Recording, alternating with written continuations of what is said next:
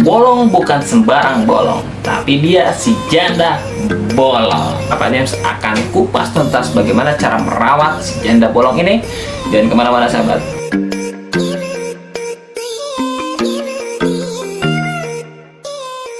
Halo sahabat, welcome to Papa Dems channel. Dan hari ini dia tanaman bolong, bukan sembarang bolong, tapi dia si janda bolong. Yang unik dari tanaman si janda bolong ini ada ya, inilah dia bolong-bolong ya, kayak gini ya, tuh bolong-bolong.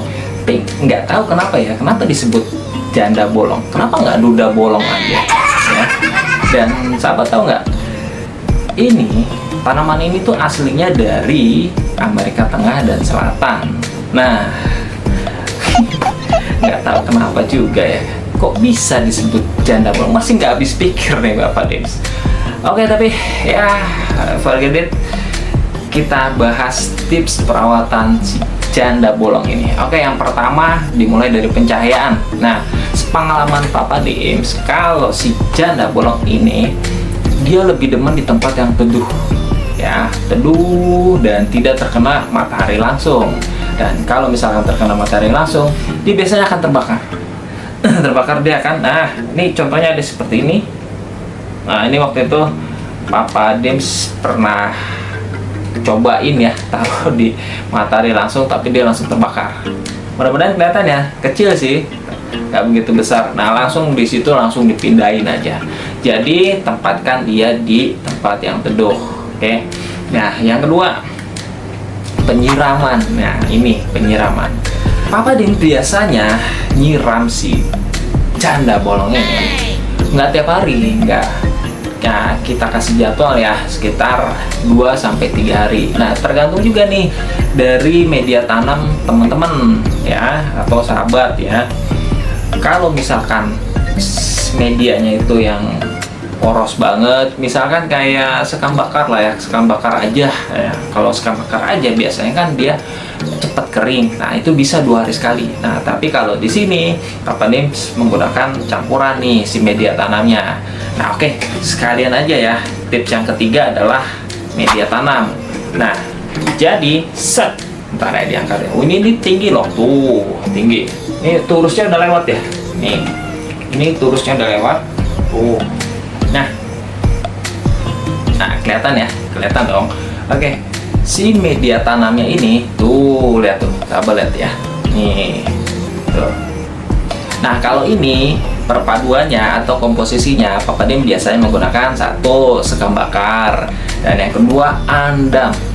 Itu favorit Papa Dems ya. Dan yang ketiga adalah pasir malang. Nah, dia untuk menjaga kelembapan, nah Papa Dems biasanya kasih kokopit nih, tapi sedikit aja. Nah, untuk komposisinya, nih yang pertama sekam bakarnya 2 ya. Untuk si pasir malang ya 1. Nah, untuk andamnya juga 1. Nah, kalau untuk kokopitnya, nah karena Papa Dems tinggalnya di daerah yang agak-agak lembab di Cibinong Bogor, nah kasihnya setengah aja ya, biar nggak terlalu lembab banget. Nah, tuh seperti ini. Nah, tambahannya Papa Dems biasanya kasih pupuk organiknya itu yang bukan pupuk organik ya, tapi pupuk kandang. Nah, itu dari kambing, kotoran kambing ya, tapi yang sudah difermentasi pastinya. Dan jangan yang baru langsung ditaruh. Dijamin mati ya. Nah, oke, lanjut ya. Untuk pemupukan, nah ini dia pemupukannya. Karena Papa Dems juga ya nggak terlalu telaten banget ya, kita ambil yang simple menggunakan pupuk slow release, nah atau osmokot ya. Papa Dems menggunakan itu. Nah, itu ditaburin di sini guys, nih sahabat. Nah, ini ada nih, nah tuh, mudah-mudahan kelihatannya kecil banget nih, tuh. Kenapa Papa Dems pilih osmokot? Nah, karena kan ya Papa Dems gak terlalu telaten banget, sering lupa juga ya kan. Jadi osmokot ini bertahan bisa sampai 6 bulan lebih. Jadi kalau kita kelupaan kasih pupuk, nah dia tetap ada tuh, karena bertahan sekitar 6 bulan. Tapi lebih bagus lagi misalkan kalau kita tambahin promo 12. Nah, promo 12 videonya Papa Dim sudah pernah bikin tuh di sini. Ya. Nah, itu adalah 12 jenis mikroorganisme lokal. Nah, jadi dia fungsinya untuk banyak nih fungsinya nih. Satu, mempercepat pertumbuhan si tanaman. Ya. Yang kedua, dia menyuburkan medianya. Medianya dibikin subur sama dia karena kan itu ada ini ya, mol tadi tuh, mikroorganisme ya. Terus memperkuat tanaman dari hama penyakit. Nah, kalau sahabat pengen pesan promonya bisa dengan Bunda Eli ya di nomor telepon ini nih. Ya, via WhatsApp aja. DM aja DM Bunda Elinya, pasti dibalas kok. Oke, lanjut ya. Nah, sahabat, tips selanjutnya adalah karena si janda bolong ini aslinya merambat. Nah, sebaiknya saran Papa Dim kasih turus. Nah, biar apa? Nih. Tuh ya. Jadi ini daun aslinya nih. Daun aslinya dikecil gini ya. Tapi kalau dia merambat, nih daunnya bisa besar-besar kayak gini. Tuh ya. Dan ini dia ada akar-akar angin. Tuh, ini akar angin, kelihatannya ya? Mudah-mudahan kelihatan ya. Tuh, akar angin. Nah, ini sebenarnya kalau udah ada akar angin ini bisa nih kita propagasi, kita potong aja di antara si ruas-ruasnya ini, tapi membawa akar angin. Nah, nanti Papa Dim akan tunjukin bagaimana cara propagasinya. Oke. Oh ya, balik lagi nih sahabat.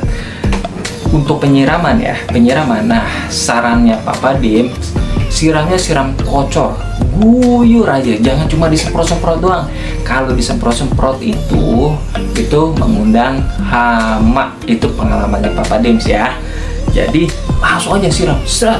Nih ya, kita siram dari atas, surut, nah sampai si airnya nih ngucur.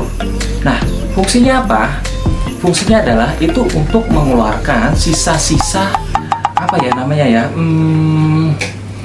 mungkin ada sisa-sisa si pupuk-pupuk. Biasanya kan kita pakai pupuk kimia ya, jarang yang pakai pupuk organik. Dan yang pupuk organik pun itu biasanya sama meninggalkan residu-residu. Nah, jadi sebaiknya saran Papa Dim siram aja, kuyur aja, set sampai dia keluar tuh si airnya. Nah, gitu ya. Jadi inilah hasilnya. Oke sahabat, jangan lupa untuk di like, komen, subscribe pastinya, dan aktifkan loncengnya supaya kalian mendapatkan notifikasi untuk video Papa Dim selanjutnya. Salam Satobi, salam lestari, bye bye.